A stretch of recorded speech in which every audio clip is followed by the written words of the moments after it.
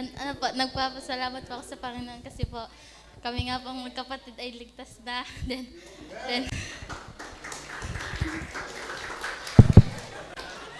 tapos po, ano din po, nagpapasalamat din po kasi pinayagan na nga po kami ng parents po namin. Kahit po medyo matagal din po nakapag-paalam, almost 2 years din po.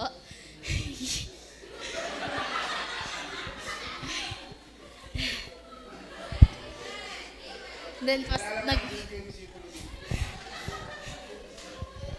nagpapasalamat din po ako sa mga nagba-Bible study po sa amin na kahit pa paano po may nauunawaan din naman po. Then, thank you din po kasi yung teacher po namin na nagpapasayaw nga po pero naunawaan niya naman po na bawal nga po kami.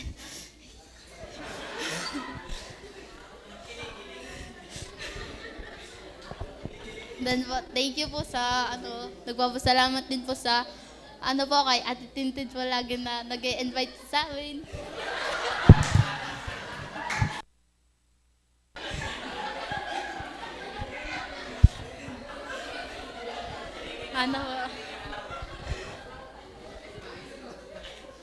Nagpapasalamat din po ako kasi kahit po na hindi po namin kasama si Mama, may nag-aalaga po sa amin. Pinapayagan po kami.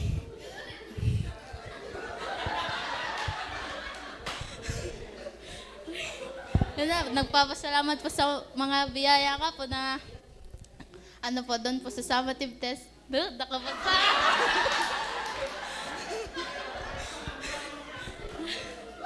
Thank you din po sa lahat po, sa mga nasundo po sa amin, naghahatid. Then, thank you po sa mga tao po dito sa church na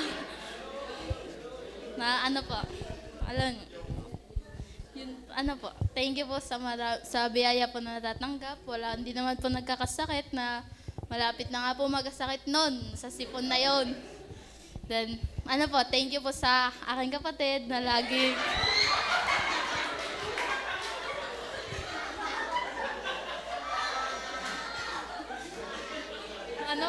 thank you din po kasi kahit lagi kami nag-aaway, siya lang po yung kasama ko dito sa simbahan.